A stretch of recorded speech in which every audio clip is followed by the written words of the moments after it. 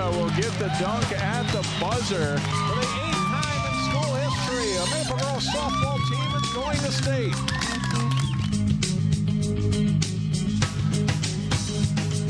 Hello and welcome to Sports Jam for the week of February 3rd. I'm Jay Wilcox. And I'm John Jacobson. This week we'll look ahead to the girls hockey playoffs with Wayzata after a key late season win and meet a Champlin Park basketball player whose family has been a fixture in Rebel sports for many years. But first, Nordic skiing section meets are this week. Local teams prepared at conference meets this past week and fared pretty well. Worth Park, the site for the Northwest Suburban Conference races. Maple Girls' Christina Bolzer starts the girls' pursuit with a big lead. Bolzer wins the conference title with a combined 2-race time of 30 minutes 52 seconds. Armstrong sophomore Sophia Plung is the runner-up. And in third place is Champlin Park's Jennifer Ullman. The Crimson, though, gets 6 skiers in the top 20 and they win the team title.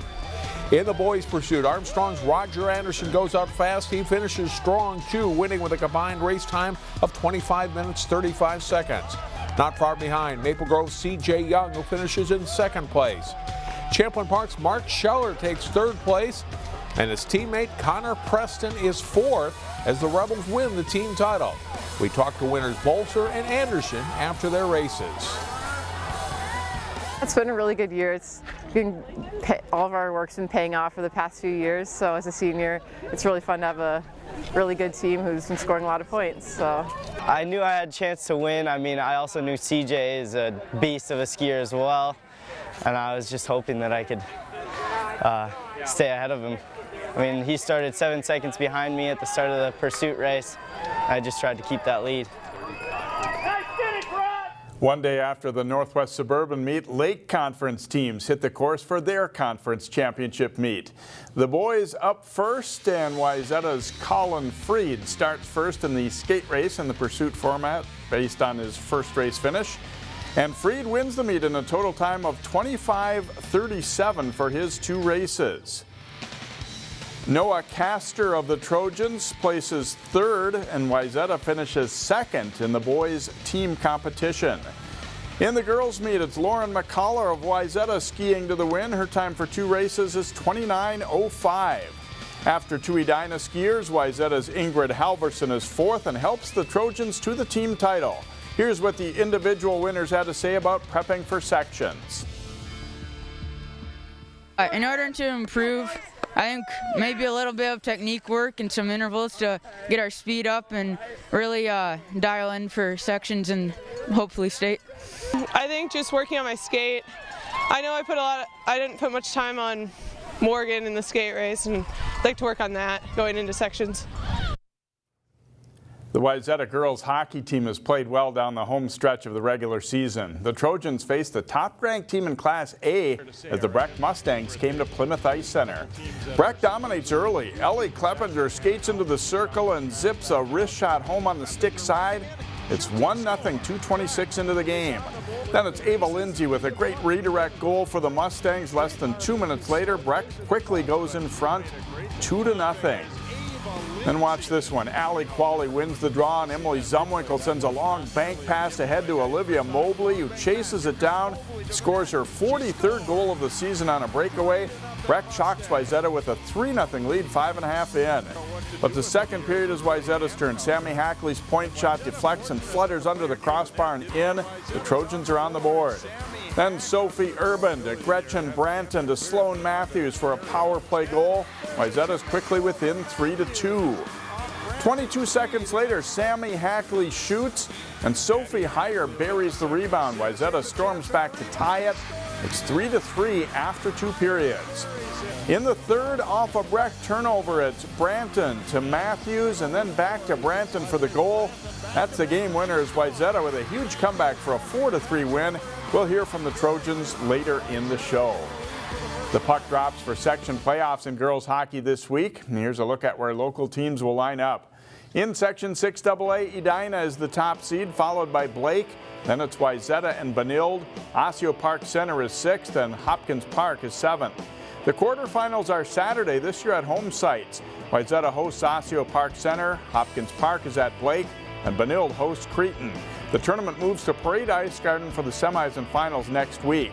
Section 5 AA, which includes Maple Grove and Champlin Park, Coon Rapids, had not seeded at this taping of Sports Jam. Breck is the top seed in Section 5A. The Mustangs are followed by Chisago Lakes, Orono, and Minneapolis. Armstrong Cooper is 5th with the Tino Gray 7th. The tournament is at St. Louis Park Rec Center. Quarterfinals are Tuesday and semifinals Friday. The end of the regular season is coming soon for high school boys swimming teams.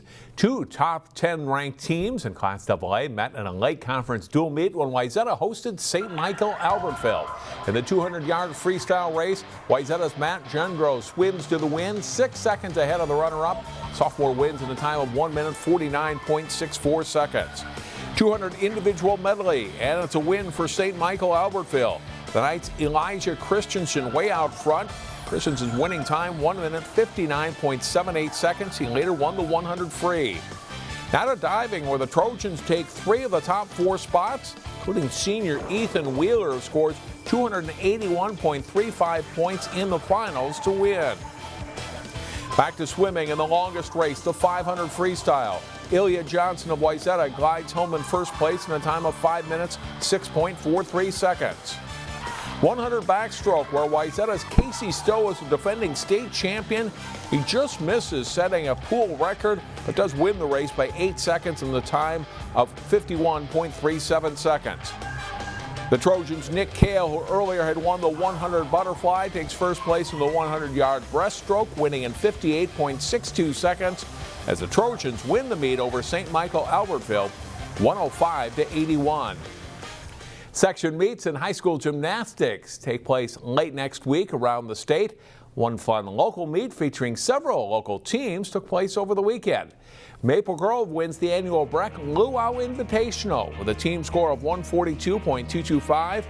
Pine Island's Broda Mazeppa finished second. Wayzata placed third. Champlin Park came in 5th place, while Breck was 7th.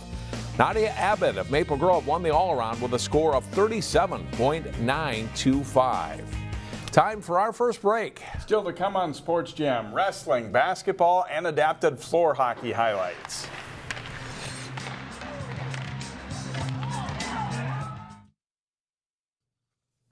Welcome back to Sports Jam, and time to talk boys hockey. Osseo looked for a win as they played host to Coon Rapids.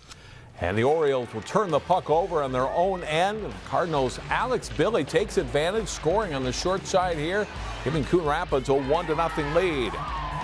The Orioles tie it later in the first period on the power play. Daniel Ellingston passes to Gabrick Olsen. His shot stopped by number 15, Luke Sawicki, there to knock in the rebound that ties the game at 1.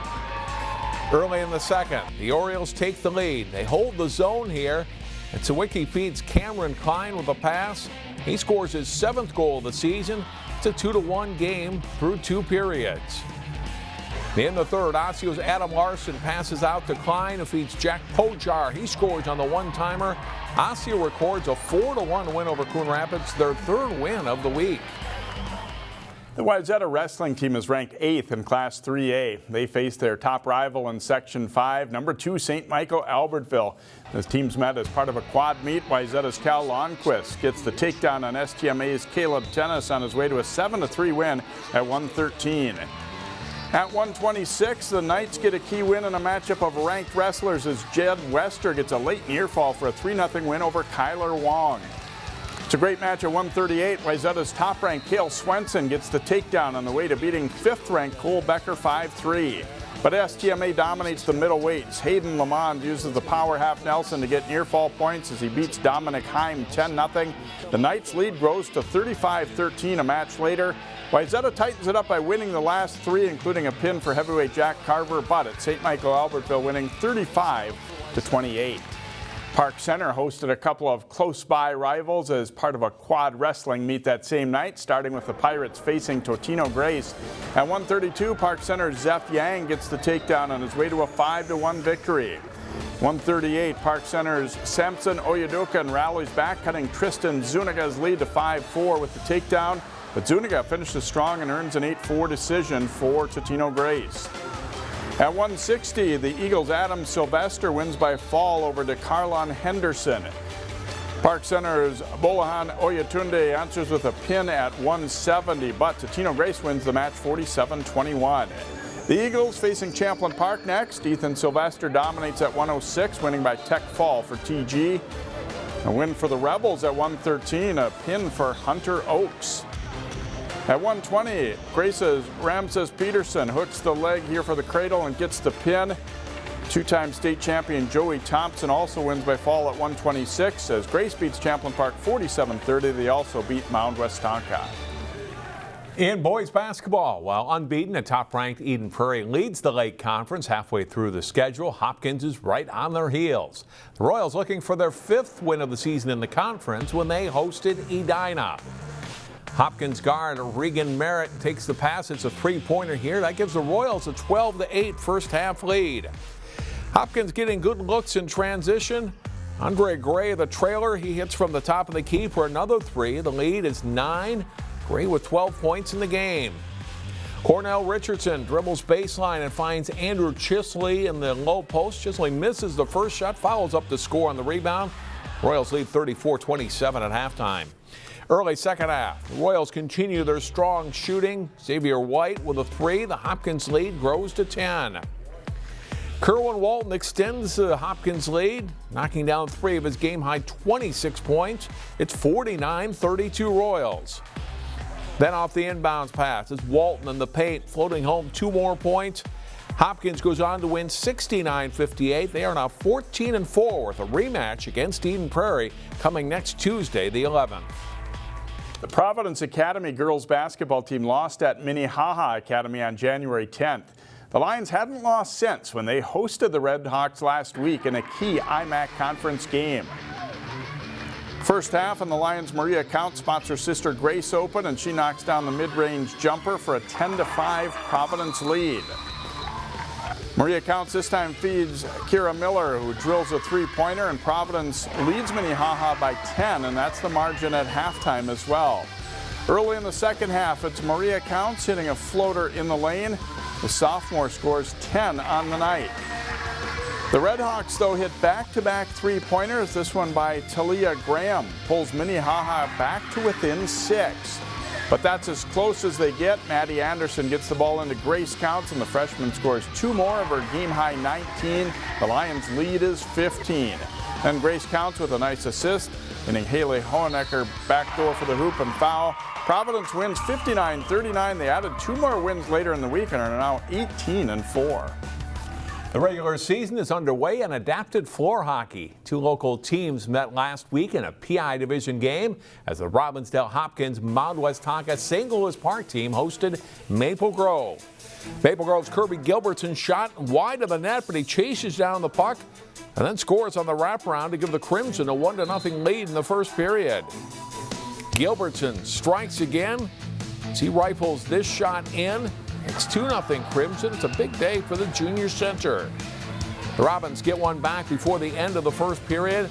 Sam rolls with a shot, and then Marcus Brady slips the rebound in for a goal. It's a 2-1 game after 1. Second period, and Gilbertson follows his own shot here and knocks the rebound in. And that makes it 3-1 Crimson.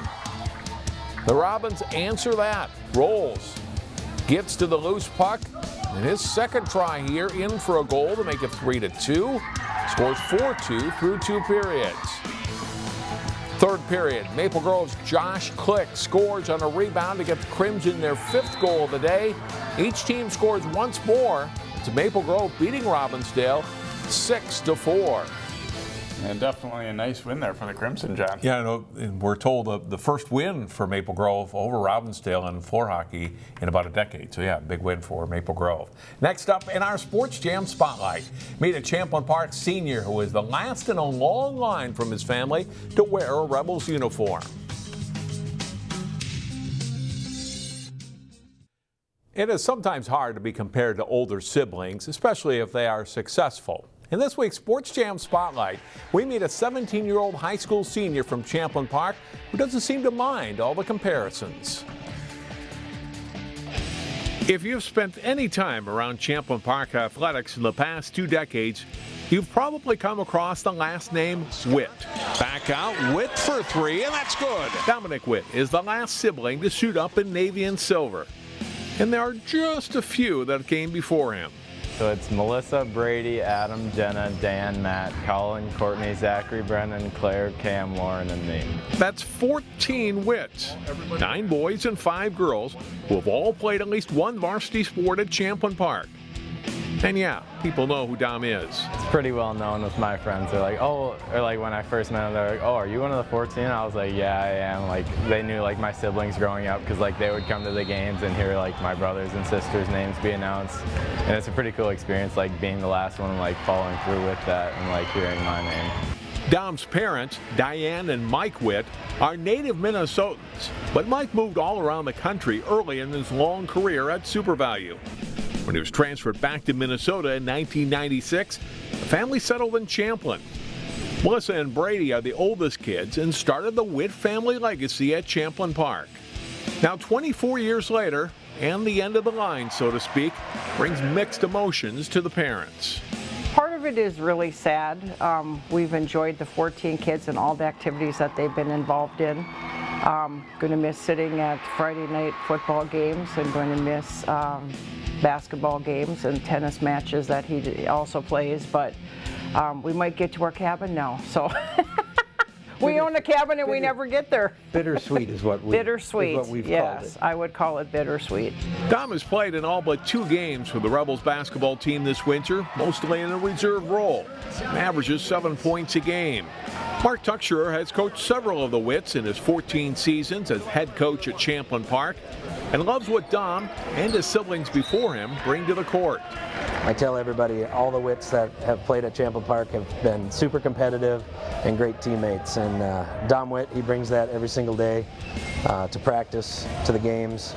Lots of energy, regardless of his role for whatever it might be in the game or in practice. He's got that energy and that smile on his face to compete. In football, Dom played wide receiver and as a senior caught 23 passes, 4 of them for touchdowns, as the Rebels advanced all the way to the Prep Bowl. For Witt, and he's got it on the fingertips. Playing in the US Bank Stadium twice was so fun. Like seeing like how big the stadium was and like being on the field and playing where the Vikings play was such a fun experience. Oh, fires complete to Witt at the 30. Like growing up, like playing with the same people that I played with since like 3rd, 4th grade, and then getting to have the season that we had was pretty amazing. Dom didn't pick up his spring sport, tennis, until middle school and needed some family persuasion to try it. I started tennis in 8th grade because my sister was a tennis coach at Jackson and she was like, Dom, you should come and play. And I was like, okay, I will. And then I just started liking it ever since. It's been a lot of fun. As the youngest child, Dom was brought along to countless games and matches of his older brothers and sisters. But he says that was okay. I look forward to it. It was a lot of fun, like seeing my siblings like on the field and playing a sport that I would soon be playing was a lot of fun. His older siblings have really provided a very positive, strong legacy, so they kind of expect that he's going to be another Witt and follow in those footsteps, so that's probably the good part. While all the Witts were athletes, Mike and Diane made sure they were all student athletes. From an early point, they made sure that academics were the first part and sports came after that. So like we always had to do our homework and like stay up late doing like studying for tests and stuff. So they made sure that that was a big part in our lives too. And as the basketball season enters its final weeks, the countdown begins for the Witts and the sport they really love. Basketball really is our family sport. It's the one sport all 14 kids have played. We love basketball with a passion, and I will be really sad when the last game is over. Mike and Diane have done an awesome job, and they got so much to be proud of, having all these young men and women coming through our school system, and now Dom being the last one. I'm sure it's an emotional time for them, as it is for the coaches and for myself. Just a great family, and they have so much to be proud of. In all, the 14 Witt children have played a combined 27 varsity sports at Champlin Park. And there are more Witts on the way, although not necessarily at Champlin Park. Mike and Diane have 11 grandchildren, including a 14-year-old grandson in the Rogers Basketball Association. Sports Jam returns in a moment as Jay talks with the Wayzata girls hockey team.